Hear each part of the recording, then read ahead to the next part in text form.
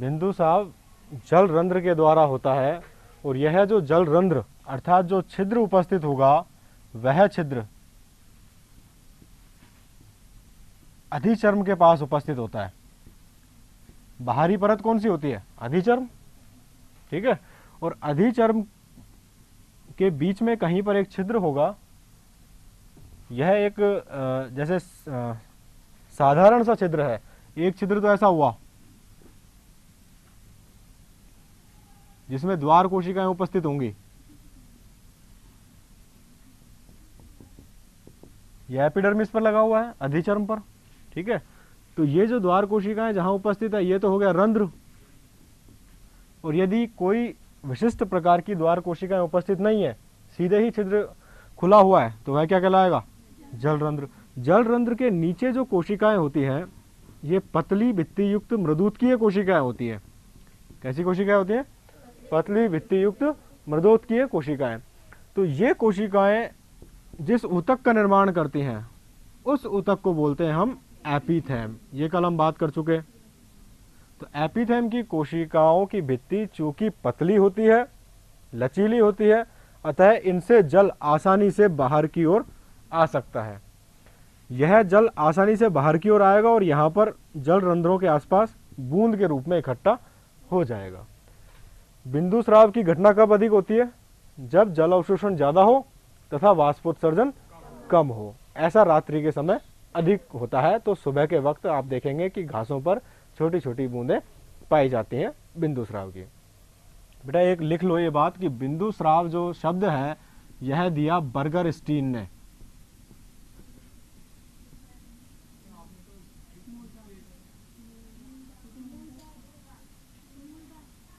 बिंदु स्राव शब्द किसने दिया? बर्गर स्टीन ने। और मूलदाब शब्द किसने दिया? प्रीस्टले ने।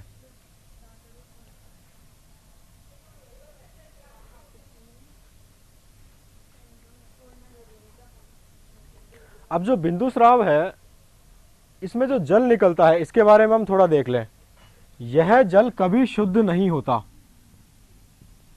बिंदु स्राव द्वारा जो जल उत्पन्न होता है, जल निकलता है, वह शुद्ध ना होकर अशुद्ध प्रकार का होता है। अशुद्ध से हमारा तात्पर्य क्या है कि जल में कार्बनिक विलेय घुले हुए रहते हैं। क्या घुले रहते हैं? कार्बनिक विलेय।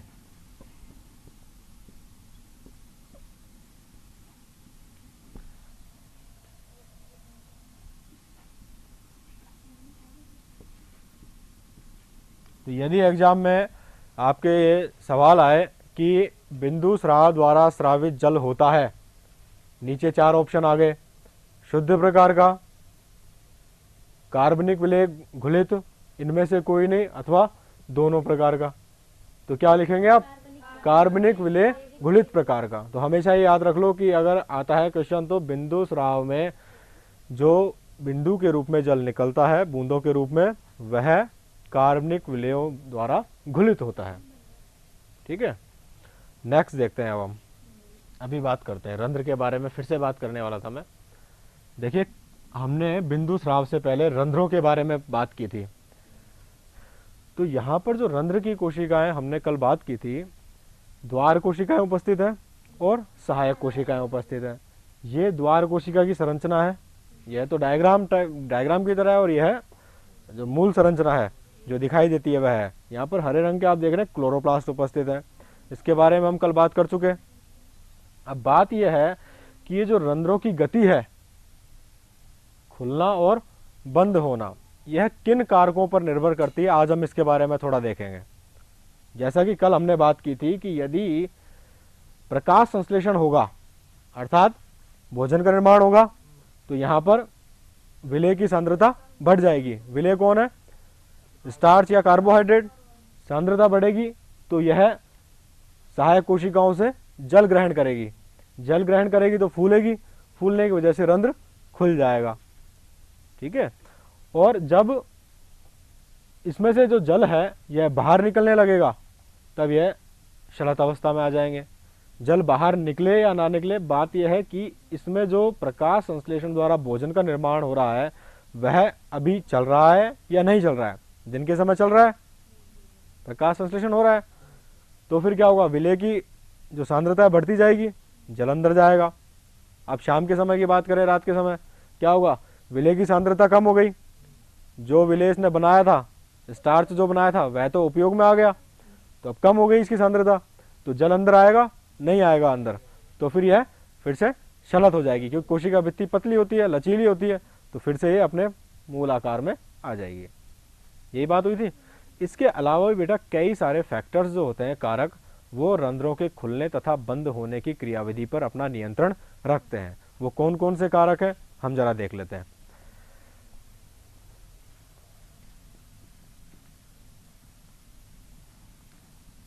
जो रंध्र की उपस्थिति है,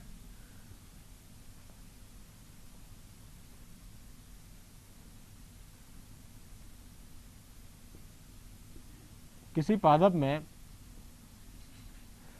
पत्ती की देखी आपने, दोनों तरफ होता है। एक तो पृष्ठाधारी जो पर्ण होती है उसमें ऊपर की सतह तो होती है डॉर्सल या अपाक्ष सतह, और नीचे की होती है वेंट्रल या अभ्यक्ष सतह। ये पत्ती है,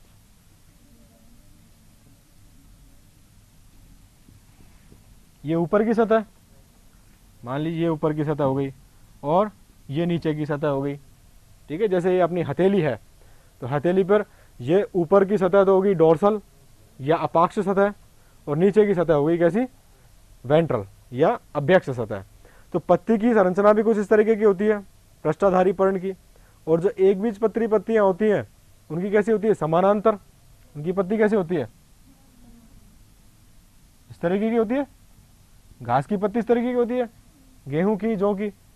तो इन पर क्या है, प्रकाश दोनों तरफ बराबर मात्रा में गिरता है। मान लीजिए हाथ है, सीधा है, अभी इस तरीके से है, ठीक है, तो वेंट्रल सरफेस इधर है, डॉर्सल सरफेस इधर है, तो दोनों तरफ प्रकाश सीधा गिर रहा है, समान गिरेगा लगभग समान मात्रा में, तो वाष्पोत्सर्जन भी समान होगा दोनों तरफ, प्रकाश संश्लेषण भी समान होगा, और प्रकाश संश्लेषण की प्रक्रिया के कारण जो रंध्रों के खुलने और बंद होने की क्रियाविधि है वह भी लगभग समान होगी। तो इस वजह से एक बीजपत्री पत्तियों के दोनों तरफ रंध्र लगभग समान पाए जाते हैं, समान संख्या में पाए जाते हैं। जबकि द्विबीजपत्री की बात करें तो उसमें क्या होगा, ऊपर वाली पर प्रकाश ज्यादा पड़ेगा, और प्रकाश संश्लेषण द्वारा रंध्रों के खुलने और बंद होने की क्रियाविधि आसानी से नियंत्रित की जा सकती है। ठीक है, इसके अतिरिक्त नीचे की जो सतह है वह प्रकाश के डायरेक्ट कांटेक्ट में कम रहती है। ठीक है, तो अब बात यह है कि होना तो ये चाहिए कि ऊपर की ओर रंध्र ज्यादा हो, लेकिन होता यह है कि रंध्र जो होते हैं निचली सतह पर ज्यादा होते हैं। निचली सतह कौन सी है, वेंट्रल या अपाक्ष सतह। रंध्र ज्यादातर कहां होते हैं, अधिक नीचे की तरफ, ऊपर की तरफ रंध्र कम होते हैं। रंध्र ऊपर की तरफ भी होते हैं, दोनों तरफ होते हैं रंध्र तो।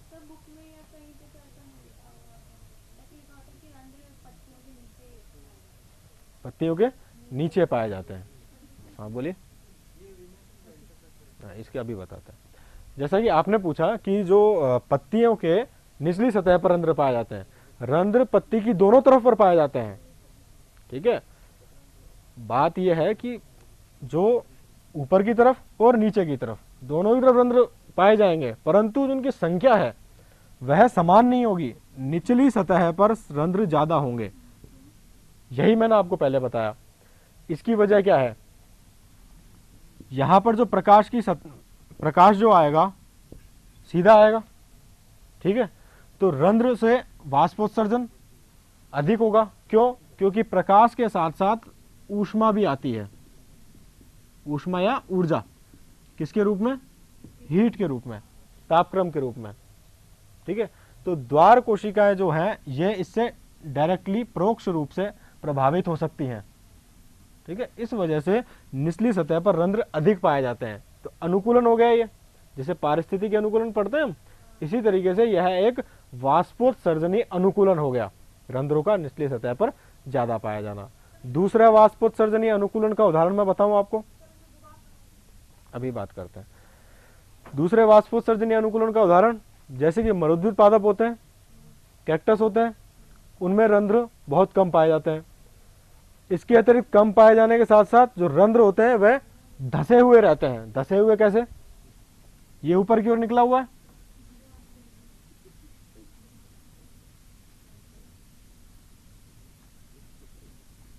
ये रंध्र धसे हुए हैं। ऐसे धसे हुए रंध्र कहाँ पाए जाते हैं? मरुद्भिद पादपों में, जैसे कैक्टस है या जिनको जल कम उपलब्ध हो पाता है। तो यह अनुकूलन किसके लिए है? ताकि जल का वाष्पोत्सर्जन कम हो सके, जल का वाष्पोत्सर्जन कम हो सके। क्यों? क्योंकि उस पादप को जल की उपलब्धता बहुत कम है। तो मरुद्भिद पादपों में पाया जाने वाला लक्षण क्या है? धसे हुए रंध्र। और आपका जो सवाल था कि ये जो पर्ण है इसमें दोनों सतह पर रंध्र पाए जाते हैं, समान मात्रा में नहीं होते हैं। पृष्ठधारी पर्ण में दोनों सतह पर समान न होकर निचली सतह पर रंध्र ज्यादा होते हैं, जबकि समानांतर पत्ती जो कि एक बीजपत्री पादप की पत्ती है उसमें रंध्र की मात्रा या संख्या समान होती है। अब ये खुलते और बंद किस वजह से होते हैं, ये हमने जनरली तो बात कर ली कि स्टार्च की उपस्थिति जब ज्यादा हो जाएगी तो क्या होगा? जल अंदर की ओर आएगा और रंध्र खुल जाएंगे। इसके अतिरिक्त कौन कौन से कारक हैं वो हम बात कर लें। किस कारण? अनुकूलन की बात हुई ना, मैंने बात की। जैसे कि मरुद्भिद पादप है,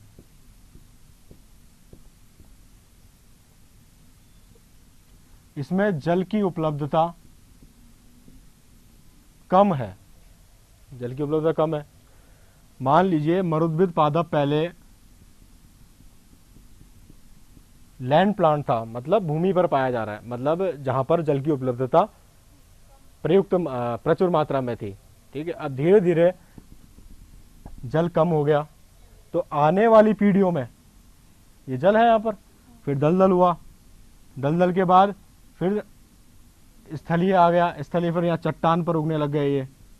ठीक है, तो अब यहाँ पर जो है वातावरणीय परिवर्तन जो आ रहा है, जहाँ कभी प्रचुर मात्रा में पानी था वह अब किस में बदल गई? धरती, चट्टान में बदल गई। तो धीरे धीरे पादपों के अनुकूलन इस तरीके से विकसित हुए कि जो रंध्र पूरी तरह ऊपर की ओर पाए जा रहे थे तथा संख्या में भी अधिक थे, अब ये संख्या में भी कम हो गए तथा नीचे धस गए, ताकि जो वाष्पोत्सर्जन के कारण जल की हानि कम से कम हो। ठीक है, इसी प्रकार जो स्थलीय पादप है उनमें पर्ण की संरचना के आधार पर, चूंकि ये प्रकाश तथा ऊष्मा के जो ऊर्जा प्राप्त होती है, सूर्य की तेज रोशनी होती है, उससे हीट भी जनरेट होती है, तो उससे बच सकें इसलिए रंध्र जो है निचली सतह पर ज्यादा पाए जाते हैं। ठीक है, वैसे बात तो यह है कि समान ही होते हैं, निचली सतह पर कुछ संख्या में ज्यादा पाए जाते हैं। आपकी किताबों में जैसे आपने बताया कि ऐसे लिखा हुआ है कि नीचे की सतह पर पाए जाते हैं, रंध्र पाए ऊपर भी जाते हैं, संख्या में कम होते हैं तुलनात्मक रूप से। आगे बढ़े।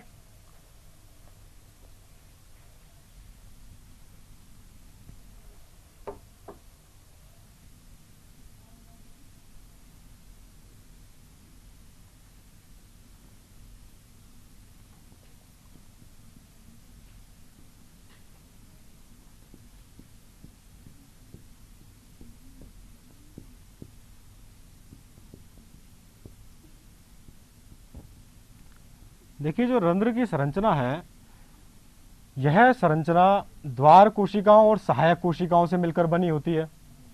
और रंध्र बाहर की तरफ एक्सपोज रहते हैं, उद्भाषित रहते हैं। बाहर की तरफ होती है क्या? एपिडर्मिस। क्या होती है? एपिडर्मिस। एपिडर्मिस के नीचे जो पत्ती की संरचना में हम देखें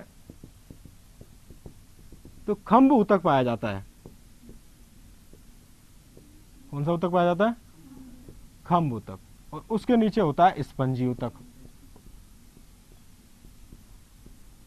और फिर से ये जो है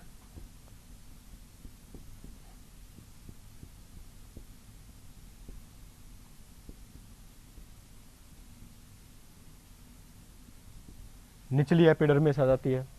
तो कहने का मतलब यह है, जैसा कि आपने अभी चित्र में देखा कि रंध्र जो है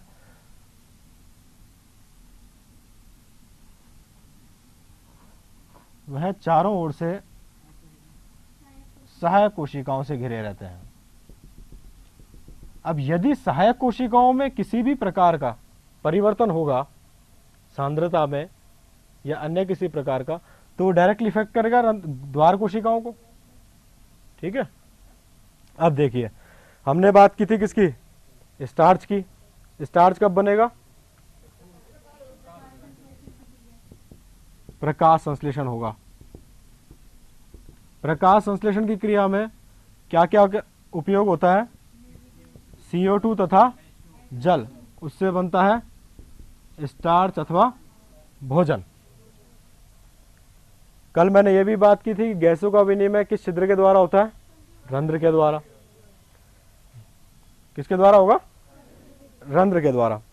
अब मान लीजिए यहां पर वातावरण में CO2 की सांद्रता कम है, या फिर ये जो अंतरकोशिकीय स्थान है जो कि रंध्र के आसपास जो अंतरकोशिकीय स्थान है, यहां पर CO2 की सांद्रता कम हो गई, तो क्या होगा, CO2 कम हो गई तो स्टार्च का निर्माण भी कम हो जाएगा। स्टार्च का निर्माण भी कम हो जाएगा। अब स्टार्च के निर्माण की आवश्यकता है कि स्टार्च निर्माण होता रहे, हमारे पास प्रकाश भी उपलब्ध है, जल भी उपलब्ध है, CO2 कहां से आएगी, वातावरण से। तो पादप को यह चाहिए कि वह वातावरण से अधिक CO2 को अवशोषित करे, अधिक CO2 को अवशोषित करे। चूंकि वातावरण में इनके पास कम सांद्रता हो गई CO2 की, तो वातावरण से लेने के लिए क्या करना पड़ेगा, रंध्रों को खुलना पड़ेगा, रंध्रों को खुलना पड़ेगा। तो कम सांद्रता पर यदि CO2 की सांद्रता कम है तो रंध्र खुलते हैं। लिख लीजिए आप लोग ये, CO2 की पूर्ति के लिए।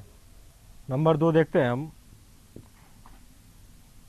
देखिए कुछ आयन होते हैं, जैसे कि हमने परिवहन की बात की थी, वहाँ पर सक्रिय परिवहन में या जो विसरण था सुगम विसरण, उसमें देखे थे हमने 3 प्रकार के परिवहन, यूनिपोर्ट, सिम्पोर्ट और एंटीपोर्ट। फिर हमने एक वीडियो भी देखा था, उसमें क्या था कि कुछ आयन तो बाहर जा रहे थे और कुछ आयन अंदर आ रहे थे, ऐसा ही था। अब रंध्रों में क्या होता है कि K positive ion, potassium ion की सांद्रता रंध्रों के खुलने तथा बंद होने की क्रियाविधि पर नियंत्रण रखती है। किसकी सांद्रता, पोटेशियम आयनों की सांद्रता। इसमें यदि पोटेशियम आयन प्रवेश करेंगे द्वार कोशिकाओं में,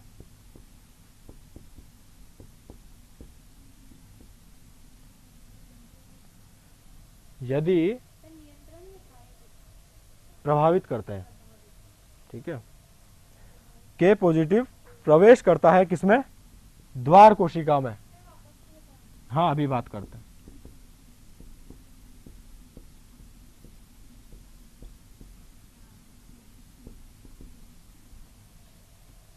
देखिए जो पोटेशियम आयन है, यदि ये द्वार कोशिकाओं में प्रवेश करते हैं, कहां से प्रवेश करेंगे, सहायक कोशिका से, तो यहां पर क्या होगा, आयन की मात्रा ज्यादा हो जाएगी, पॉजिटिव आयन की मात्रा ज्यादा हो गई, ज्यादा हो जाएगा तो क्या होगा, परासरण दाब बढ़ जाएगा, परासरण दाब बढ़ जाएगा। परासरण दाब बढ़ने पर क्या होगा, जल सहायक कोशिकाओं से द्वार कोशिकाओं की ओर प्रवेश करेगा। फिर क्या होगा, कोशिका स्फीत अवस्था में हो जाएगी, स्फीत अवस्था में हो जाएगी तो रंध्र खुल जाएंगे। ठीक है, तो K पॉजिटिव आयनों का यदि प्रवेश होता है द्वार कोशिकाओं में तो रंध्र खुलते हैं। नेक्स्ट देखिए,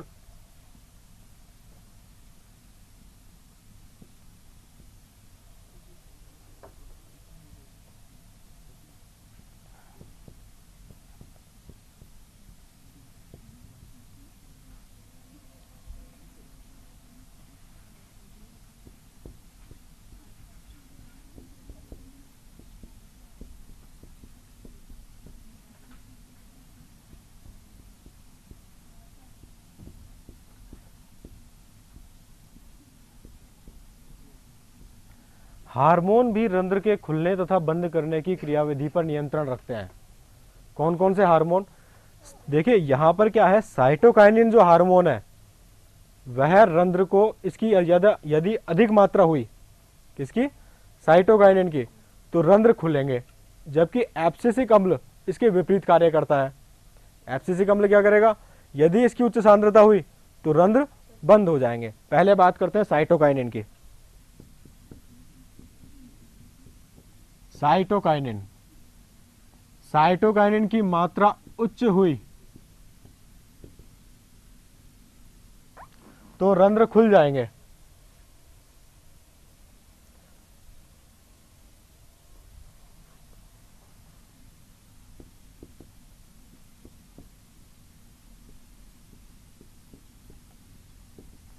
जबकि एब्सिसिक अम्ल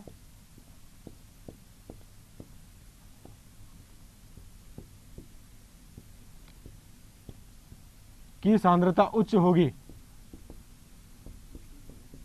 तो रंध्र बंद हो जाते हैं। बेटा ये बात थोड़ी ढंग से देख लेना अच्छे से कि ये जो रंध्र के खुलने और बंद होने की क्रियाविधि, क्योंकि ज़्यादातर जो सवाल आते हैं नीट में वो इस पर ही डिपेंड आते हैं। जो ट्रांसपिरेशन वाष्पोत्सर्जन में जो आते हैं सवाल, वो रंध्रों की गति से संबंधित आते हैं। साइटोकाइनिन जो हार्मोन है, यदि उसकी मात्रा सहायक कोशिकाओं में ज़्यादा हो गई तो रंध्र खुल जाएंगे। यदि एब्सिसिक अम्ल की मात्रा उच्च हुई तो रंध्र बंद हो जाते हैं। ऐसा क्यों? देखिए द्वार कोशिकाओं में होगी तो द्वार कोशिकाओं, सहायक कोशिकाओं से होते हुए ही जाएंगे द्वार कोशिकाओं में।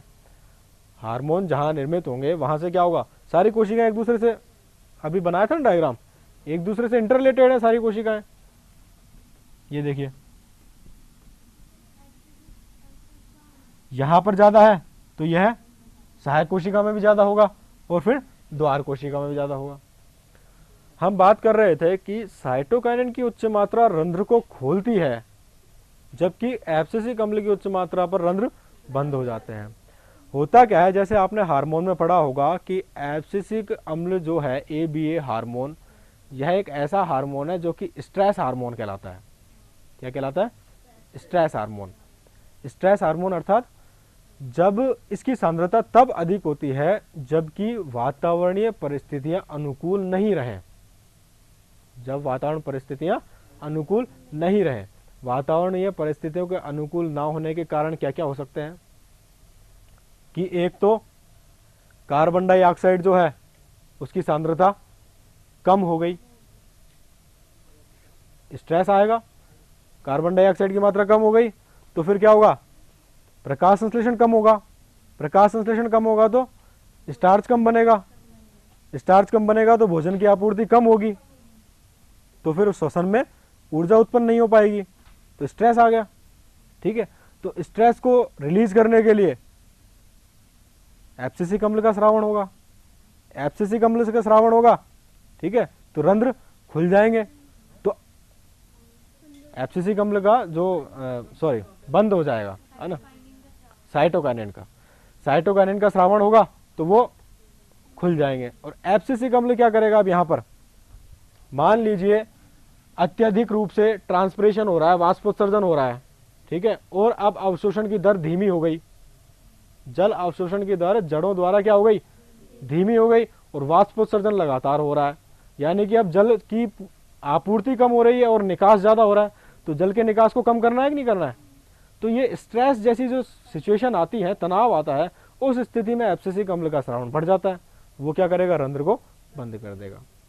जैसे आप स्ट्रेस हार्मोन के बारे में पढ़ा होगा कि ज्यादातर यह चीज प्रक्रियाओं को संदमित करता है, अधिकतर प्रक्रियाओं को क्या करता है, ये संदमित करता है, जबकि ऑक्सिन, साइटोकाइनिन और जिब्रेलिन क्या करते हैं, उसको बढ़ावा देते हैं। ठीक है ना, खैर हम वो बाद में बात करेंगे, पहले रंध्र की क्रियाविधि के बारे में हम समझ चुके। तो यदि आपके सवाल आते हैं जी, ये जो एब्सिसिक अम्ल, ऑक्सिन, साइटोकाइनिन, जिब्रेलिन, ये सभी हार्मोन पादप के द्वारा स्वयं संश्लेषित होते हैं। ठीक है, हार्मोन में पढ़ेंगे बाद में। और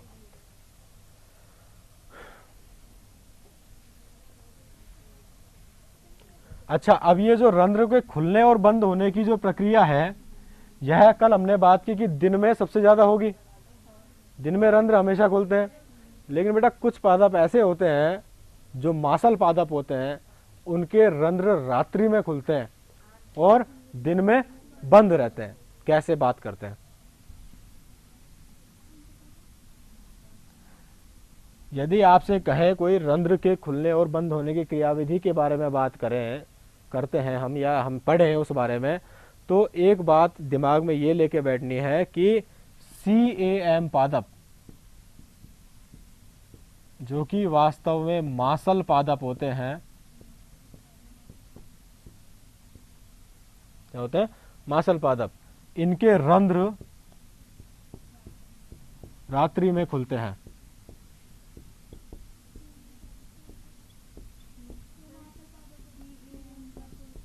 CAM का पूरा नाम है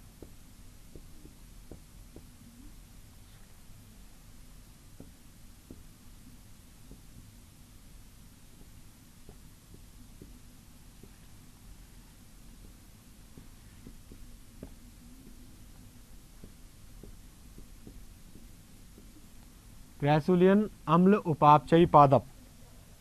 ये जो CAM पादप होते हैं मांसल पादप होते हैं। देखिए इसमें क्या होता है,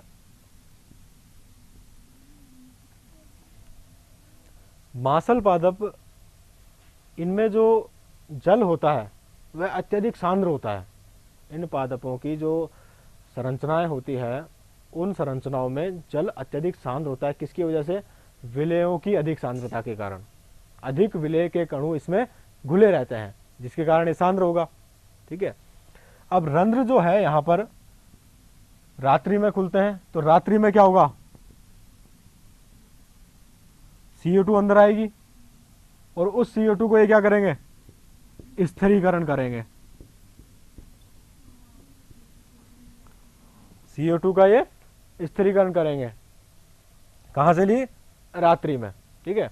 और स्थिरीकरण कर उसको, CO2 के स्थिरीकरण के दौरान ये मैलिक अम्ल बनाएंगे। ये जो है ना स्थिरीकरण, पूरा का पूरा मैं समझाऊंगा प्रकाश संश्लेषण में, पूरी की बात करेंगे, अच्छी तरीके से बात करेंगे प्रकाश संश्लेषण में। फिलहाल हम ये देख लें कि मांसल पादपों में रंध्र रात्रि में क्यों खुलते हैं। रात्रि में क्यों खुलते हैं? आप क्या बोल रहे थे? मैलिक अम्ल क्या है? देखिए, जैसे स्टार्च बनता है, कार्बोहाइड्रेट बनता है, ऐसे ही यहाँ पर जो मांसल पादप होते हैं, इनमें कार्बनिक पदार्थ, ये अम्ल होता है, मैलिक अम्ल। ठीक है। जैसे फास्फोइनोल पायरुविक अम्ल के बारे में बात करेंगे हम, वो ऑक्जेलो एसिटिक एसिड में बदल जाएगा। ठीक है। और वह फिर मैलिक अम्ल में बदलेगा। देखो ये पूरी प्रक्रिया बतानी होगी। देखिए CO2 स्थिरीकरण है, फास्फोइनोल पायरुविक अम्ल होगा एक, पूरा बात करेंगे बाद में, अभी फिलहाल ये समझ लें। ये CO2 ग्रहण करेगा, ये बनाएगा ऑक्जेलो एसिटिक एसिड।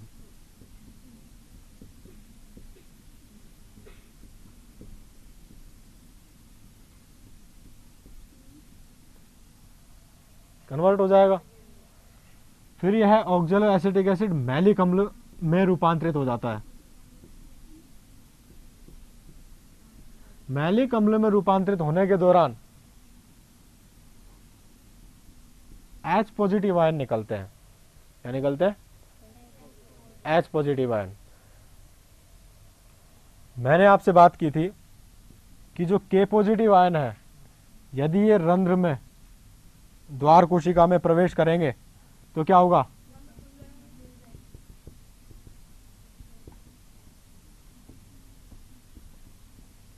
रंध्र खुलते हैं। इस बात को मद्देनजर रखते हुए अब हम इसके बारे में बात कर रहे हैं, मांसल पादपों में CO2 स्थिरीकरण की। CO2 आया, फास्फोइनोल पायरुविक अम्ल ने ग्रहण किया, ऑक्जेलो एसिटिक अम्ल बनाया, ऑक्जेलो एसिटिक अम्ल मैलिक अम्ल में रूपांतरित हुआ। इस दौरान हाइड्रोजन के आयन निकल गए। ये हाइड्रोजन आयन अब लगातार संचित हो जाएंगे, बार बार दूसरा अणु लेगा, फिर ऑक्जेलोएसिटिक अम्ल बनाएगा, फिर से टूटेगा, तो काफ़ी सारे यहाँ पर H+1 आयन उपस्थित हो जाएंगे। अब ये जो H+ आयन है या हाइड्रोजन आयन है, इनका एकत्रण हो गया तो इनकी सांद्रता ज़्यादा हो गई। अब सांद्रता ज़्यादा हो गई तो ये बाहर निकलेंगे कोशिका में से, कोशिका से बाहर निकलेंगे, और इस सांद्रता को दूर करने के लिए K+ आयन कोशिका के अंदर जाएंगे, K+ आयन कोशिका के अंदर जाएंगे। अब कोशिका के अंदर जाएंगे तो क्या होगा, रंध्र खुल जाएंगे। अब बात यह है कि सर जो H+ आयन है ये तो बाहर निकल गए और K+ आयन अंदर आ गए, ठीक है, साम्यावस्था तो बराबर रही धनायन की साम्यावस्था तो बराबर रही, तो फिर कम कैसे हुए H+ आयन? 3 H+ आयन बाहर निकल जाएंगे और 2 K+ आयन अंदर चले जाएंगे, तो फिर क्या होगा, धीरे धीरे H+ आयन कम हो जाएंगे। भाई 3 बाहर निकले, बेटा बात क्या है, कुछ पूछना है क्या?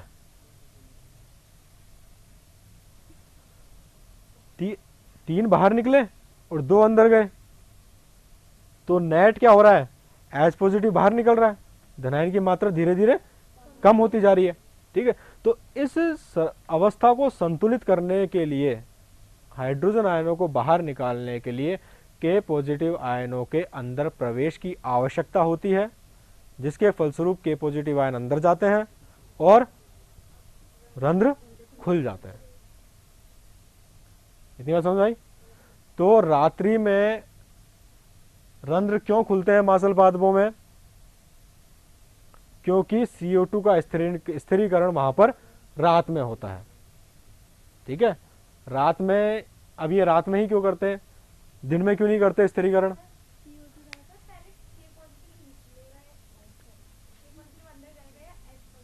पहले H+ बाहर निकलेगा, जैसे हमने देखा था उस दिन वीडियो में।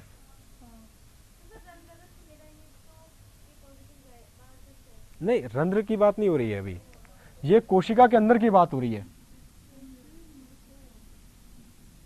ये रंध्र है, ये कोशिकाएं हैं चारों तरफ, सहायक कोशिकाएं, ठीक है, और फिर ये सहायक कोशिका भी दूसरी पर्ण मध्योतक कोशिकाओं से घिरी हुई है, ठीक है। CO2 आ रही है, आ गई CO2 अंदर, ठीक है। तो फिर अब क्या होगा, यहां पर इन कोशिकाओं में स्थिरीकरण हो जाएगा, इन कोशिकाओं में ये स्थिरीकरण हो जाएगा, और यही कोशिकाएं जो यहां पर कार्य हो रहा है प्रकाश संश्लेषण का, वही कार्य कहां हो रहा है, रंध्रों में। देखा था क्लोरोप्लास्ट है रंध्रों में, देखा था ना। तो अब क्या होगा, यहां पर मैलिक अम्ल बना, H+ ज्यादा हो गया, H+ बाहर निकला और K+ अंदर आ गया। संतुलित करने के लिए 3 H+ बाहर निकले और 2 K+ अंदर आ गए, तो नेट जो है धनायन की कमी होती जा रही है, परंतु विलेय की सांद्रता भी बढ़ती जा रही है और रंध्र खुले रह रहे हैं। अब बात ये आती है कि CAM पादप जो है CO2 का स्थिरीकरण रात में क्यों करते हैं, दिन में क्यों नहीं करते भाई? हाँ बताइए। देखिए मैं बताता हूँ, CO2 का जो स्थिरीकरण है यहाँ पर मांसल पादपों में यह मैकेनिज्म पाई जाती है, प्रक्रिया किसकी वजह से, अनुकूलन की वजह से, पारिस्थितिकी अनुकूलन की वजह से, क्योंकि यह जो वातावरण में CO2 कब इकट्ठी हो जाती है, रात्रि में। दिन में तो बाकी के पादप ग्रहण कर लेते हैं और रात्रि में वही पादप CO2 निकालते हैं, किसके द्वारा, श्वसन के द्वारा। तो वो श्वसन के द्वारा जो CO2 निकली है उसी को ये उपयोग में ले लेते हैं। तो ये एक प्रकार के बहुत ही अच्छी मशीन है एक तरीके की, जो कि जो CO2 बाहर निकाल रही है उसी को लगातार वह अवशोषित करके रात्रि में उपयोग में ला रही है। तो मांसल पादप अधिक प्रकाश संश्लेषी सक्षम माने जाते हैं। ऑक्सीजन भी निकलेगी। अब ऑक्सीजन की जो बात है वो प्रकाशीय श्वसन में करेंगे, हम आगे पढ़ेंगे ये प्रकाश संश्लेषण के दौरान, ठीक है। तो ऑक्सीजन के बारे में बात करेंगे। फिलहाल रंध्र के खुलने की समझ में आई, मांसल पादपों में रंध्र रात्रि में क्यों खुलते हैं, इतनी बात समझ में आई। तो आप सीधे सीधे लिख लीजिए इसमें। हाँ बेटा बोलो।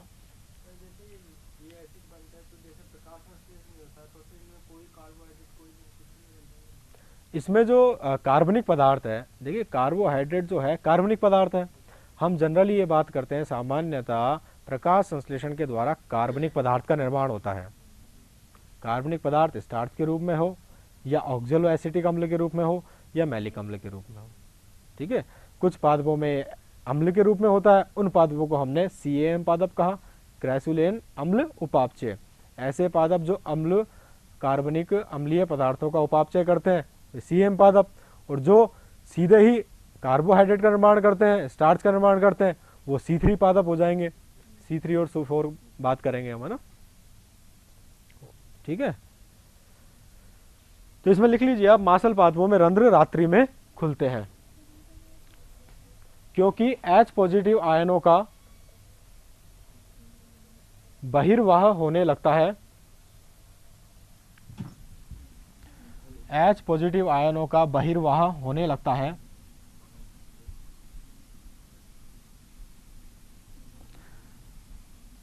जिसे संतुलित करने हेतु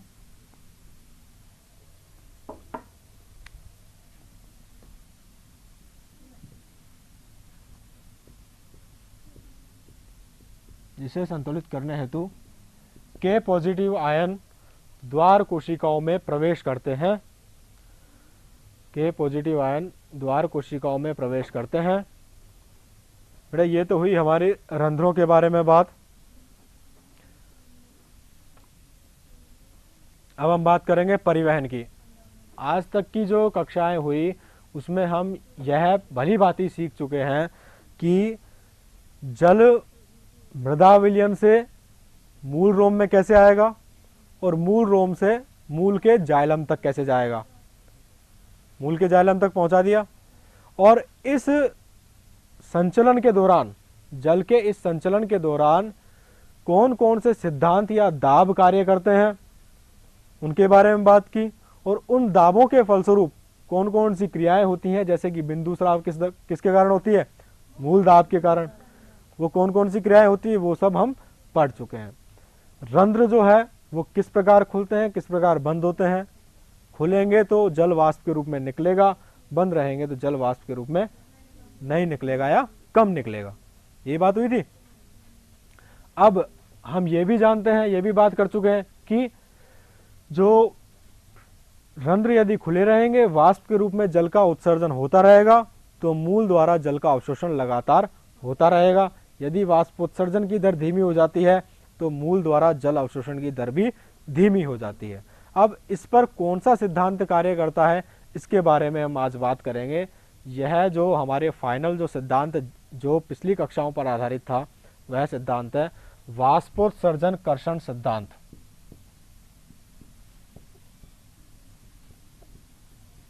या इसको सीधे शब्दों में कहें वाष्पोत्सर्जन संसंजन तनाव सिद्धांत।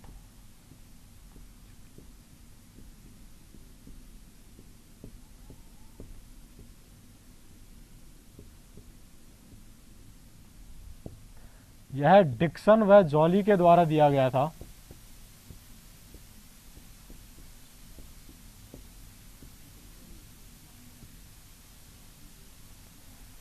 वाष्पोत्सर्जन संसंजन तनाव सिद्धांत किसके द्वारा दिया गया, डिक्सन एवं जॉली के द्वारा। यह सिद्धांत जल का जड़ से पत्तियों तक, रंध्रों द्वारा वाष्पोत्सर्जन तक जल के परिवहन को समझाता है। अर्थात जल जड़ से लेकर, जड़ है और ये शीर्षस्थ कोई पत्ती है और इस पत्ती में ये रंध्र है, ये रंध्र है। रंध्र के रूप में जल वाष्पोत्सर्जन द्वारा बाहर जा रहा है।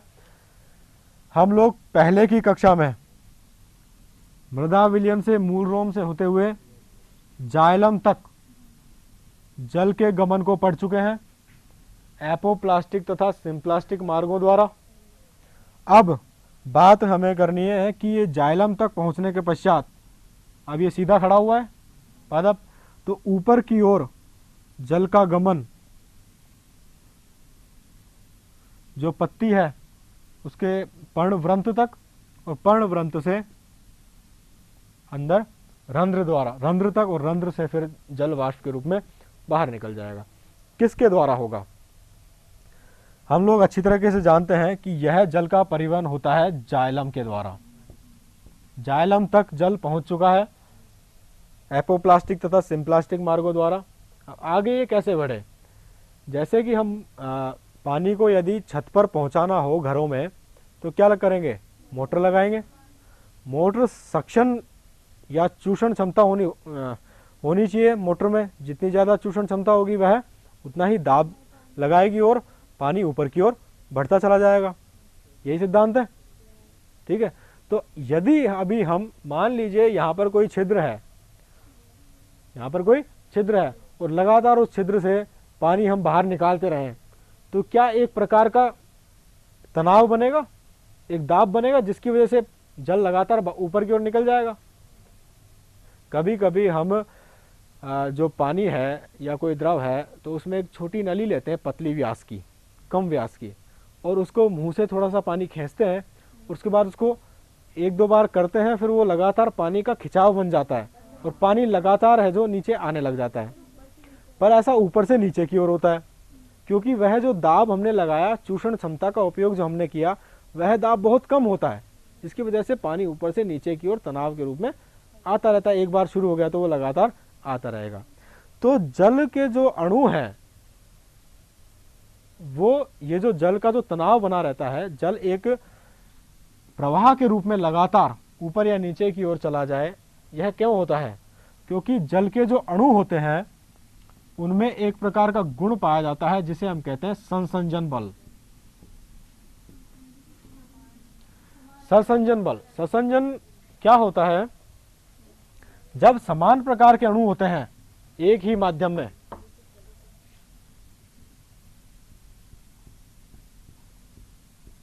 ये कोई विलयन ए है और ये कोई विलयन बी है, इसके अणु अलग हैं किससे? बी प्रकार के विलयन के अणु से, ठीक है।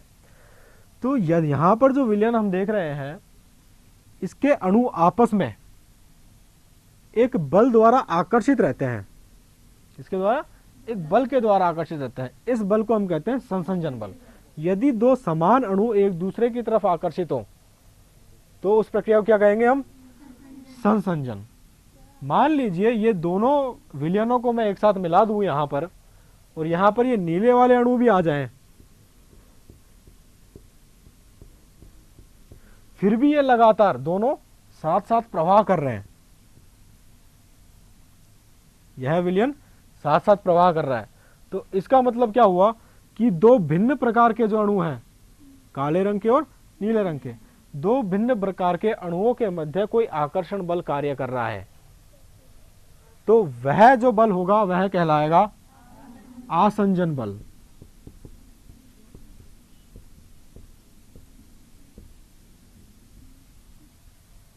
क्या कहलाएगा?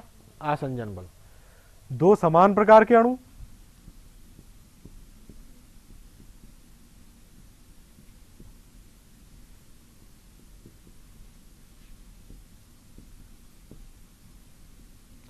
और यह भिन्न अणुओं,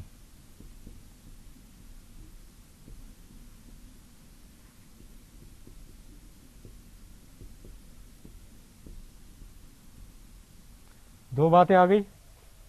यानी कि अब जो जाइलम के द्वारा जो जल जाएगा,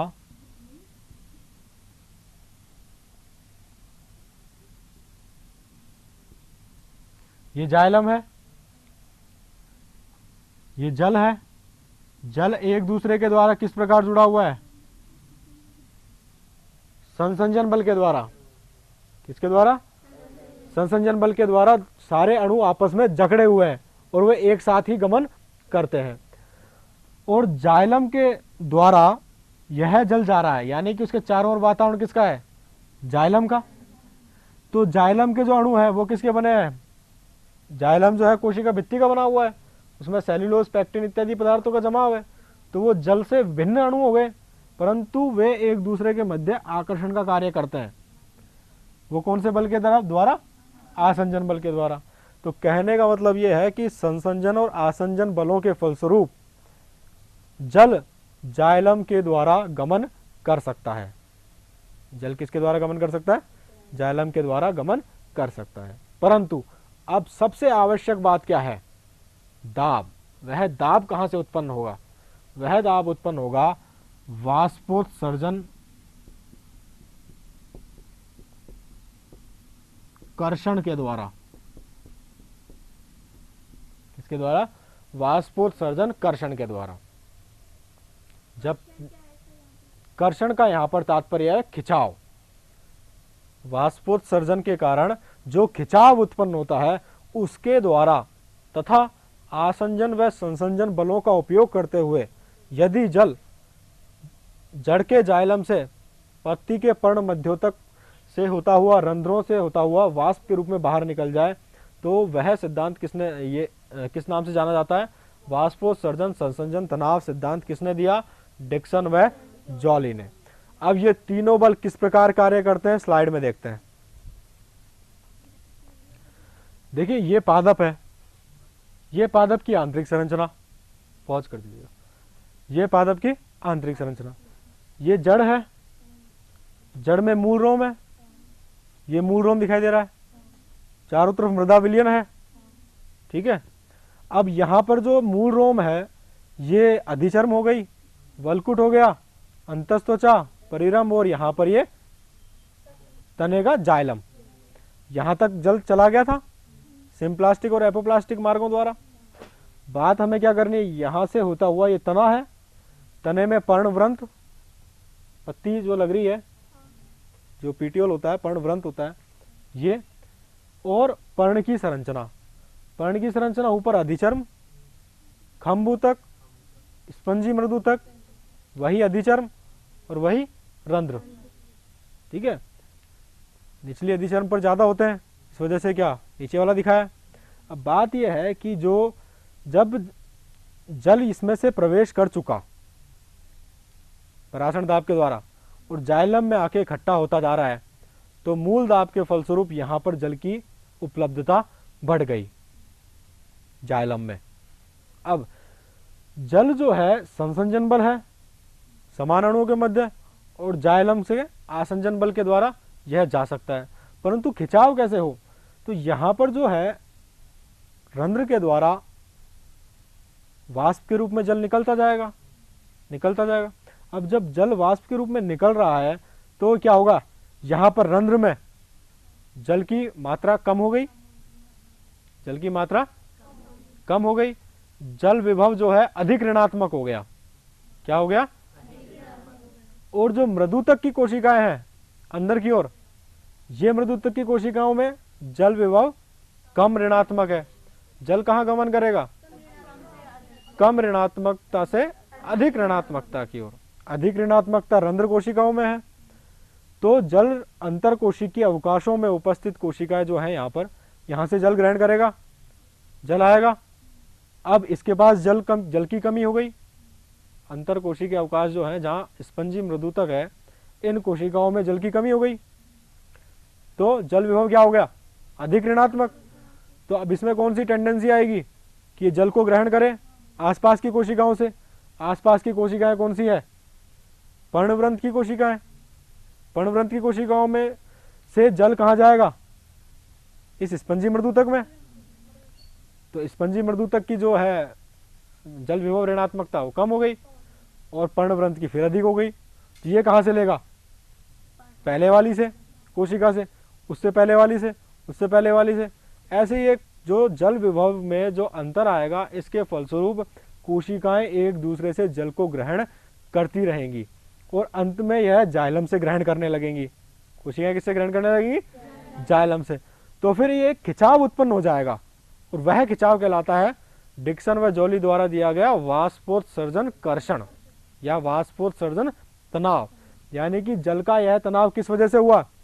वाष्पोत्सर्जन के द्वारा। यदि वाष्पोत्सर्जन नहीं हुआ होता, रंध्रों से वाष्प के रूप में जल नहीं निकलता, तो क्या वह अंतरकोशिकीय स्थानों से जल लेता? नहीं लेता। तो फिर क्या खिंचाव उत्पन्न होता? नहीं होता। तो जल ऊपर की ओर परिवहन भी नहीं करेगा। रात को वाष्प उत्सर्जन नहीं होता तो फिर मतलब रात को, आपका जो सवाल है, रात को वाष्पोत्सर्जन नहीं होता या कम मात्रा में होता है, ठीक है, परंतु जल अवशोषण लगातार होता रहता है, ठीक है, तो मूल दाब तो उत्पन्न होता रहेगा।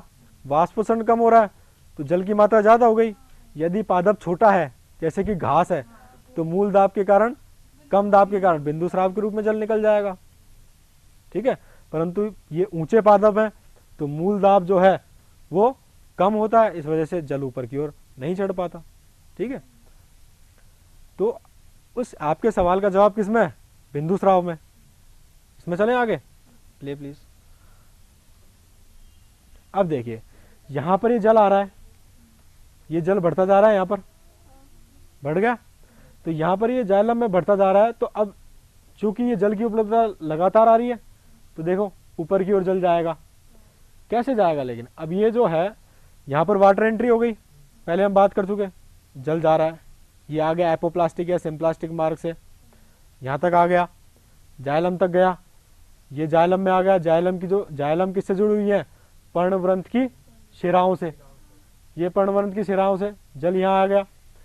अब पॉज कीजिएगा, यहां पर लिखा हुआ है एग्जिट ऑफ वाटर वेपर, बाहर निकले जल, जल बाहर निकला तो यहां पर जल की कमी हो गई। जल कहां से आया? इन एयर स्पेसेज में, अंतरकोशिकीय स्थानों में से। अंतरकोशिकीय स्थानों ने कहां से लिया जल? इन मृदुकीय कोशिकाओं से।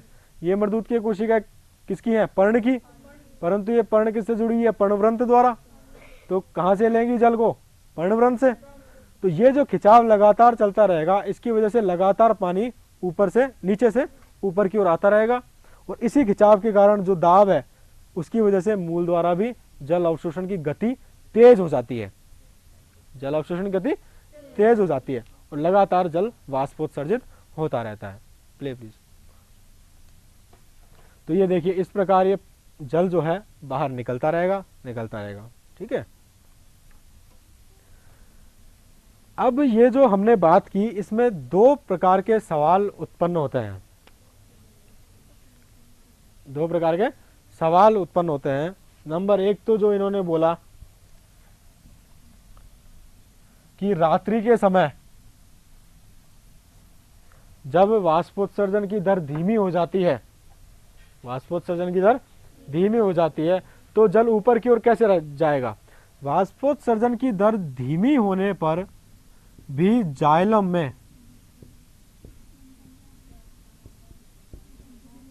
तनाव बना रहता है, जाइलम में तनाव बना रहता है। क्यों? क्योंकि जल एक निरंतर खंड के रूप में जाइलम में उपस्थित है, अभी कहीं ब्रेक नहीं आया है, क्योंकि जो जड़ है, जड़ के जाइलम में जल की उपलब्धता हमेशा उपस्थित है। तो जल यहां उपस्थित है, अभी वाष्पोत्सर्जन की दर धीमी हुई तो जल ऊपर की ओर भी धीमी गति से बढ़ेगा। जब दिन के समय रंध्र खुल जाएंगे, दर तेज हो जाएगी तो तेज गति से निकलेगा, तो दर का इसमें फर्क पड़ेगा। नंबर दो बात, जब जल हम लगातार भेजते हैं पाइप में से, जब मोटर द्वारा या जल आता है पाइप में से, तो उसमें बुलबुले आते हैं, बुलबुले आते हैं। कभी कभी जो है यदि हवा जो है, वायु, जिसमें मूल में जो क्या होता है, श्वसन भी लगातार होता रहता है, श्वसन के फलस्वरूप कौन सी गैस निकलती है? ऑक्सीजन। ऑक्सीजन एक वायु है, तो यह बुलबुले के रूप में उपस्थित हो सकती है जाइलम में। और जब बुलबुला आ गया, बीच में यहां पर बुलबुला आ गया, तो फिर जल की निरंतरता टूट जाएगी, या फिर जो जाइलम की जो वाहिकाएं हैं अथवा वाहिनिकाएं हैं, वहां से जो जल जा रहा है वहां पर क्या होगा? वह ब्लॉक कर देगा इसको, गैस का बुलबुला जल को जाने नहीं देगा या फिर रुक जाएगा। देखा हो ना अपने मोटर में भी, जो ट्यूब होता है, पाइप होता है, उसमें से पानी आता है तो रुक रुक कर आता है फिर, और उसी दौरान जो है यदि ऊपर से नीचे भी आ रहा है, अगर पानी ऊपर से नीचे भी अगर आप मोटर के द्वारा दे रहे हैं तो क्या होगा? मोटर बंद कर दे, एक बार चल गया पानी तो फिर धीरे धीरे कम गति से आने लग जाता है, क्योंकि दाब ऊपर से नीचे की ओर गुरुत्वाकर्षण बल के कारण आएगा, परंतु गति धीमी हो जाएगी क्योंकि मोटर ने काम करना बंद कर दिया है। परंतु यदि उसमें वहां बुलबुला आ जाता है तो जलखंड की निरंतरता खत्म हो जाती है, जलखंड की निरंतरता खत्म हो जाएगी। निरंतरता खत्म हो जाएगी तो जल का प्रवाह रुक जाएगा। बेटा आप सुन रहे हैं ना, जल का प्रवाह रुक जाएगा। तो अब इसके लिए कौन सी प्रक्रिया है जिसकी वजह से बुलबुला दूर किया जा सके? तो यह हम एक पारिस्थितिकी अनुकूलन कह दें कि जाइलम की जो वाहिनिकाएं होती हैं उनमें गर्त पाए जाते हैं। आपने कोशिका भित्ति की संरचना पढ़ी होगी तो वहां पर आपने पढ़ा होगा प्राथमिक गर्त, द्वितीय गर्त पढ़े, प्लाज्मोडेस्माटा भी पढ़े। तो इन गर्तों में मान लो ये गर्त है, बीच में छिद्र है, बीच में छिद्र है, तो यह जो वायु का बुलबुला है वो इनके द्वारा रिप्लेस हो जाता है, वायु का बुलबुला इनके द्वारा ग्रहण कर लिया जाता है और जल निरंतर चलता जाता है। यदि फिर भी अगर यह ब्लॉक हो जाता है, यहां पर फिर भी यह ब्लॉक हो जाएगा, तो वाहिका के बगल में क्या होती है? वाहिनिकाएं। ये वाहिनिकाएं जो है लगातार जल का आगे की ओर गमन करने में सहायक होती है। यदि आपके एग्जाम में आए कि यदि वाष्पोत्सर्जन कर्षण के दौरान गैस का बुलबुला या वायु का बुलबुला आ जाता है तो निम्न में से क्या इफेक्ट होंगे? 4 ऑप्शन दे दिए, तो आपको क्या देखना है, उसमें क्या ढूंढना है? गर्त ढूंढने हैं। जिस ऑप्शन में गर्त दे रखा है इसका मतलब वह उसके लिए एक सही प्रयुक्त आंसर है, जवाब है। अभी जो 2008 की जो हुई थी AIPMT उसमें सवाल आया था, ठीक है। दूसरा सवाल एक और था ये कि जो ऐसे कौन कौन से बल हैं, ऐसा कौन सा बल है जिसके कारण जलखंड की निरंतरता बनी रहती है? संसंजन बल, आसंजन बल अथवा वाष्पोत्सर्जन कर्षण, ट्रांसपिरेशन पुल। ट्रांसपिरेशन पुल, क्यों? चूंकि हमने पढ़े तो तीनों ही बल हैं, परंतु निरंतरता कौन बना रहा है? वाष्पोत्सर्जन के कारण जल का बाहर निकलना, तो इस वजह से निरंतरता किसके द्वारा बन रही है? वाष्पोत्सर्जन कर्षण के कारण। यदि वो पूछे कि जल के अणु साथ साथ गमन क्यों करते हैं, जल के अणु जो है आपस में जुड़े हुए क्यों रहते हैं जाइलम के होते हुए भी? संसंजन बल। ऐसा कौन सा आकर्षण बल है जो कि जाइलम भित्ति और जल के मध्य होता है? कौन सा? आसंजन बल। ये ऐसे घुमा फिराकर सवाल आ जाता है। मान लीजिए वह आपसे एक सवाल और पूछता है,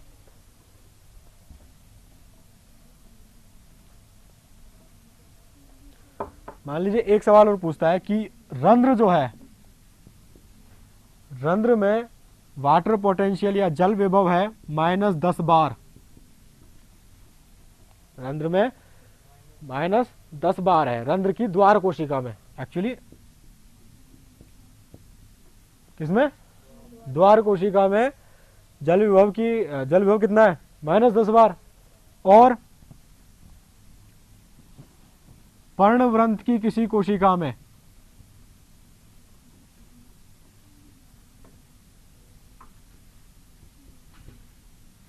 जल विभव का मान है -8 बार। तो क्या जल रंध्रों के द्वारा बाहर की ओर वाष्पोत्सर्जित होगा? क्यों होगा? क्योंकि जल हमेशा कम ऋणात्मक से अधिक ऋणात्मकता की ओर गमन करता है। तो और यही बात अगर उल्टी हुई तो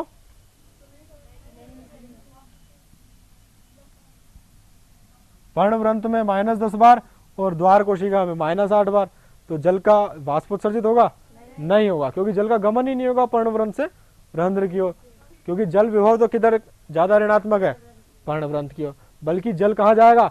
रंध्र से पर्णवृंत की ओर जाएगा। बचा हुआ जो जल थोड़ा बहुत है उस द्वार कोशिका में वह भी पर्णवृंत की ओर आ जाएगा। तो ऐसा सवाल आया तो कर लोगे? वाष्पोत्सर्जन समझ में आया? रंध्र समझ में आया? आगे बढ़े। देखिए देखिए यहां पर अब हम आगे बात करते हैं। यहां पर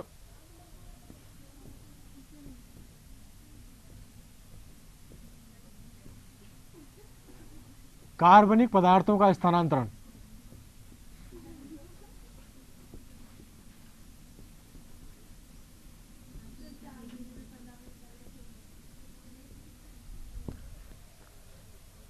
ये प्लीज आप फर्स्ट स्लाइड लगा रहे हैं। यहाँ पर देखिए, जब हमारी कक्षा की शुरुआत हुई थी तब हमने बात की थी कि हमें दो बातें पढ़नी है। पादपों में दो मुख्य रूप से परिवहन होता है, दो प्रकार का, एक तो जल का और एक कार्बनिक पदार्थ का। पहला परिवहन तो ऐसा है कि जो जल और खनिज हैं, लवण, वो यहाँ पर मूल रोम से होते हुए पत्ती की ओर गमन करेंगे और वाष्पोत्सर्जित होकर बाहर निकल जाएंगे। यह हम पढ़ चुके। इसी के साथ साथ कुछ प्रकाश संश्लेषण की का जो बेसिक है वो भी हम पढ़ चुके कि पत्तियां क्या करती हैं, प्रकाश संश्लेषण द्वारा भोजन का निर्माण करती हैं। और हम यह भी जानते हैं कि प्रकाश संश्लेषण द्वारा भोजन का निर्माण सिर्फ और सिर्फ पत्तियों के द्वारा ही किया जाता है, क्योंकि इनमें पर्णहरित उपस्थित होता है। क्या उपस्थित होता है? पर्णहरित। अब श्वसन सभी कोशिकाओं में होगा। श्वसन तो क्या है? बने हुए खाद्य पदार्थ का या भोज्य पदार्थ का अपघटन, जिससे हमें ऊर्जा प्राप्त हो। ठीक है। और प्रकाश संश्लेषण जो कि सिर्फ हरे पादपों में पाया जाता है, वह क्या है? भोजन का निर्माण। हम मनुष्य हैं या जीव जंतु हैं, जंतु के किस पर निर्भर हैं? पादपों पर। प्रत्यक्ष या अप्रत्यक्ष रूप से हम सभी जीव जंतु, सभी जो जीवन है वो किस पर निर्भर है? पादपों पर, क्योंकि जो भोजन प्राप्त होता है वह पादपों से ही प्राप्त होता है। मान लीजिए कोई मांसाहारी प्राणी है, वो सिर्फ जंतुओं का ही भोजन करता है, परंतु जिस जंतु का वह भोजन करेगा वह जंतु भोजन किससे प्राप्त करेगा? पादप से। तो ऊर्जा तो प्रत्यक्ष अथवा अप्रत्यक्ष रूप से किससे आनी है? पादप से। और पादप में ऊर्जा कहाँ बनती है या भोजन का निर्माण कहाँ होता है? पत्तियों में। परंतु श्वसन तो तना भी करेगा और जड़ की मूल रोम कोशिका भी करेगी। तो यहाँ पर जो श्वसन करेगा उसको ऊर्जा की आवश्यकता है। श्वसन के द्वारा जो ऊर्जा मिलेगी वह ऊर्जा कहाँ से आएगी? भोज्य पदार्थों से। तो यह जरूरी है कि भोज्य पदार्थ पत्तियों से होते हुए सारे के सारे पादप संरचना में उनका डिस्ट्रीब्यूशन हो, वितरण हो। ठीक है। तो कहने का मतलब है बनी हुई शर्करा पूरे पादप में जानी चाहिए। ये बात समझ में आई? तो अब यह किस प्रकार जाती है वो हम आगे अध्ययन करेंगे। जल जो है, जल कहाँ उपस्थित है? नीचे। तो जल का प्रवाह कहाँ होगा? नीचे से ऊपर की ओर। परंतु भोजन कहाँ उपलब्ध है? ऊपर की ओर। तो और जरूरत कहाँ है? नीचे की ओर। तो कहाँ प्रवाह होना चाहिए? ऊपर से नीचे की ओर। अब हमें कार्बनिक पदार्थों के स्थानांतरण को थोड़ा विपरीत दिशा में पढ़ना है। इसमें पढ़ना है विपरीत दिशा में। देखिए पढ़ते हैं। कार्बनिक पदार्थों का स्थानांतरण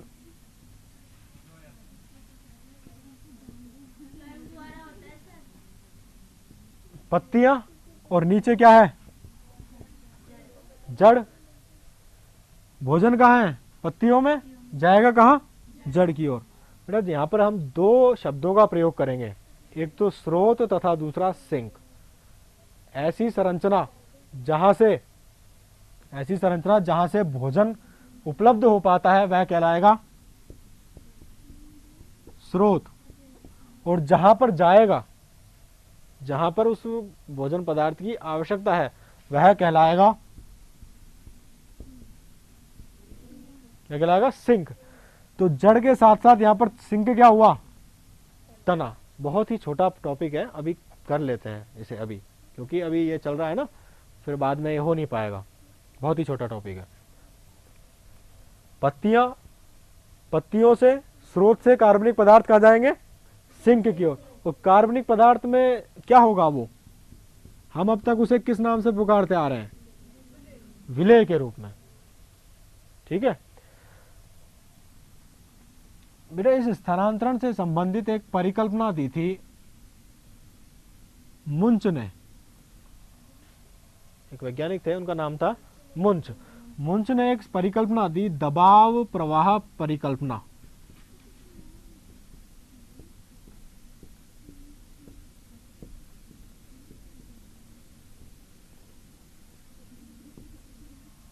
क्या दी? दबाव प्रवाह परिकल्पना।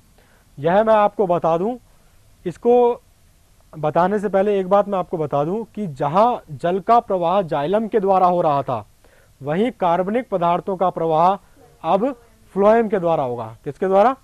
फ्लोएम के द्वारा। इसके लिए मेलपिगी नामक एक वैज्ञानिक थे। क्या नाम था? मेलपिगी ने वलयन प्रयोग किया था।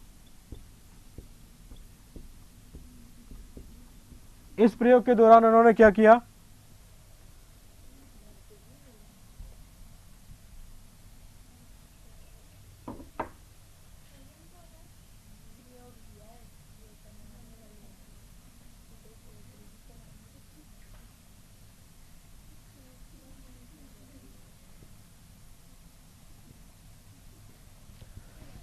बेटा ये कोई गमला था और इस गमले में कोई पादप लगा हुआ है।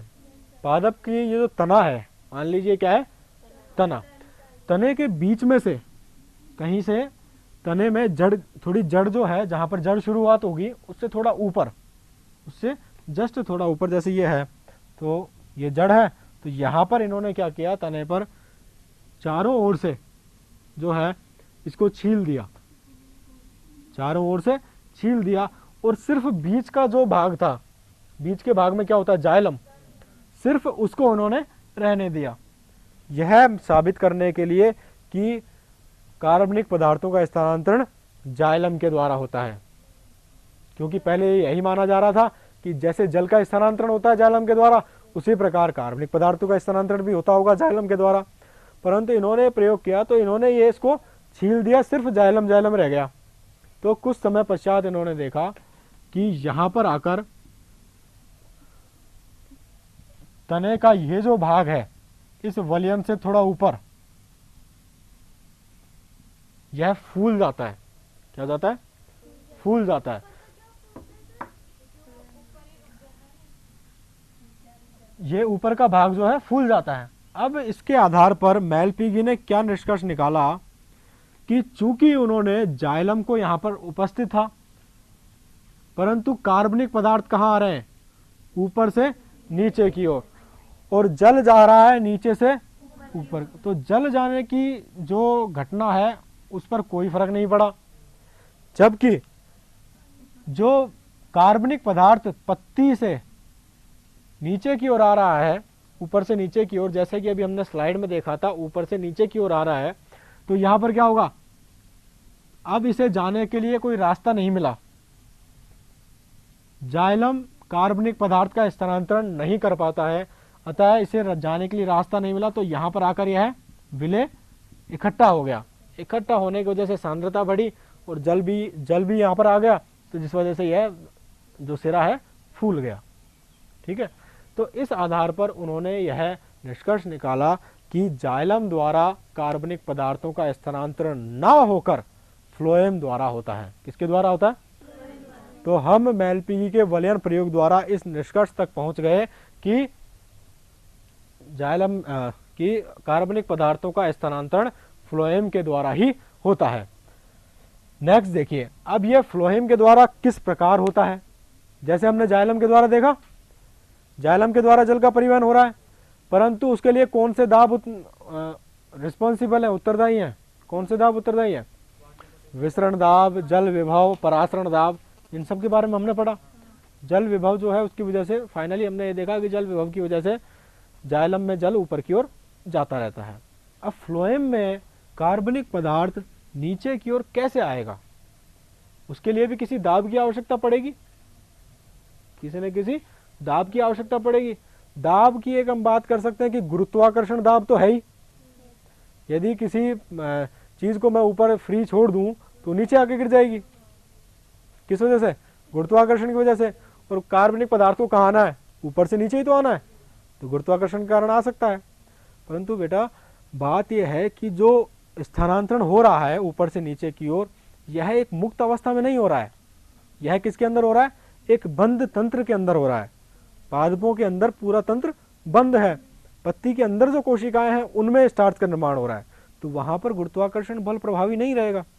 तो ऐसा कोई बल की जरूरत होगी जिससे कि कार्बनिक पदार्थ पत्ती में इकट्ठे हो गए तो अपनी धीरे धीरे नीचे आ जाए।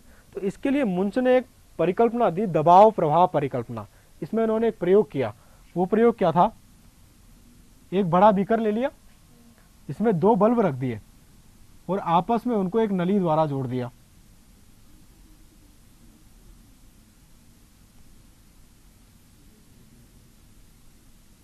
एक नली द्वारा जोड़ दिया और इस बीकर में और जो एक बीकर का नाम रख दिया ए और दूसरे बल्ब का नाम रख दिया इन्होंने बी। ए नामक बल्ब में इन्होंने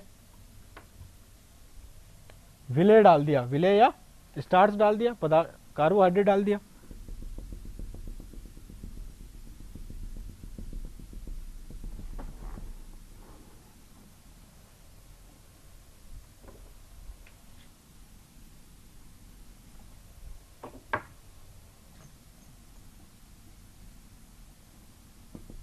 विलेय डाल दिया ए बल्ब में और इस तंत्र को इस बीकर में रख दिया और बीकर में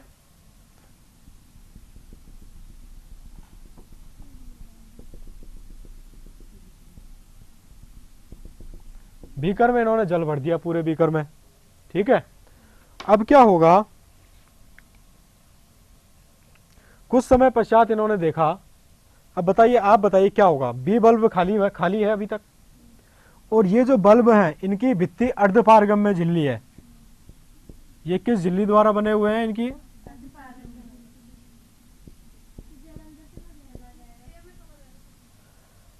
तो क्या होगा, अर्धपारगम्य झिल्ली है। ठीक है, और दोनों ही अर्धपारगम्य झिल्ली है। इसमें विलेय है, इसमें कुछ नहीं है, तो इसमें भी जल चला जाएगा। जब बीकर में पानी डाल दिया मैंने तो जल चला गया इसके अंदर। और यहां पर क्या है, विलेय की उपस्थिति है, तो विलेय की वजह से क्या होगा, यहां पर परासरण दाब अधिक होगा और जल कहां गमन करता है, उच्च परासरण दाब की ओर। तो चूंकि यहां पर परासरण दाब अधिक है तुलनात्मक रूप से, बीकर की तुलना में बल्ब में ज्यादा है परासरण दाब, तो जल जो है कहां प्रवाह करेगा,